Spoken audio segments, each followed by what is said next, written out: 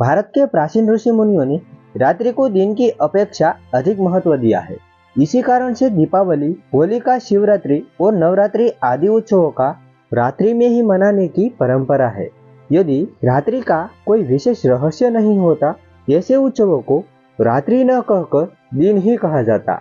मनुष्यों ने वर्ष में 2 बार नवरात्रि का विधान बनाया है। विक्रम संवत के पहले दिन अर्थात चैत्र माह शुक्ल पक्ष की प्रतिपदा से 9 दिन अर्थात नवमी तक, और इसी प्रकार ठीक 6 माह बाद आश्विन माह शुक्ल पक्ष की प्रतिपदा से महानवमी अर्थात विजया एकादशी के 1 दिन पूर्व तक। परंतु सिद्धि और साधना की दृष्टि से शारदीय नवरात्रि को ज्यादा महत्वपूर्ण माना गया है। इस नवरात्रि में लोग अपनी आध्यात्मिक और मानसिक शक्ति संयत करने के लिए अनेक प्रकार के व्रत, संयम, नियम, यज्ञ, भजन, पूजन, योग साधना आदि करते हैं। कुछ साधक इस नवरात्रि में पूरी रात्रि पद्मासन या सिद्धासन में बैठकर आंतरिक त्राटक या बीज मंत्रों के जाप द्वारा विशेष सिद्धियां प्राप्त करने का प्रयास करते हैं। नवरात्रियों में शक्ति की 51 पीठों पर भक्तों का समुदाय बड़े उत्साह से शक्ति की उपासना के लिए एकत्रित होते हैं। जो उपासक इन शक्ति पीठों पर नहीं पहुंच पाते, वे अपने निवास स्थान पर ही शक्ति का आवाहन करते हैं। आजकल अधिकांश उपासक शक्ति की पूजा रात्रि में नहीं, पुरोहित को दिन में ही बुलाकर संपन्न कर देते हैं।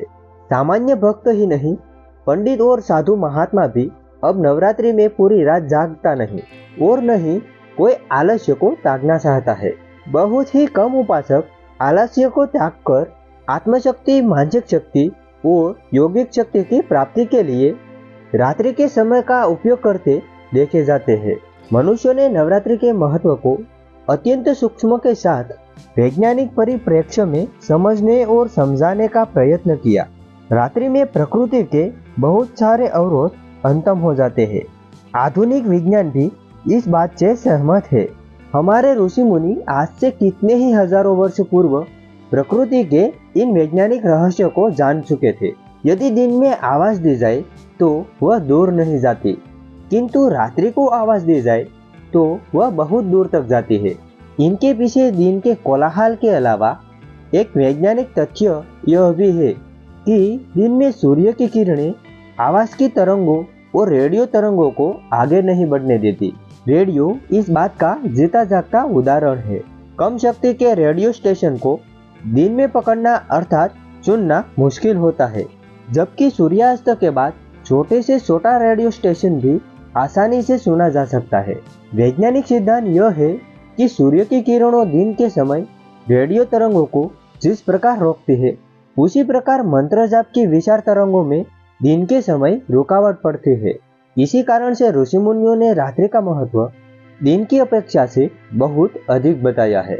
मंदिरों में घंटे और शंख की आवाज के कंपन से दूर दूर तक वातावरण कीटाणुओं से रहित हो जाता है। यह रात्रि का वैज्ञानिक रहस्य है, जो इस वैज्ञानिक तथ्य को ध्यान से रखते हुए रात्रियों में संकल्प और उच्च अवधारणा के साथ अपने शक्तिशाली विशाल तरंगों को वायुमंडल में भेज देते हैं। उनकी कार्य सिद्धि अर्थात मनोकामना सिद्धि उनके शुभ संकल्प के अनुसार, उचित समय और ठीक विधि के अनुसार करने पर अवश्य होती है। तो मित्रों, आपको यह जानकारी अच्छी लगी तो एक प्यारा सा लाइक जरूर देना। आप सबको हमारी तरफ से राधे कृष्णा।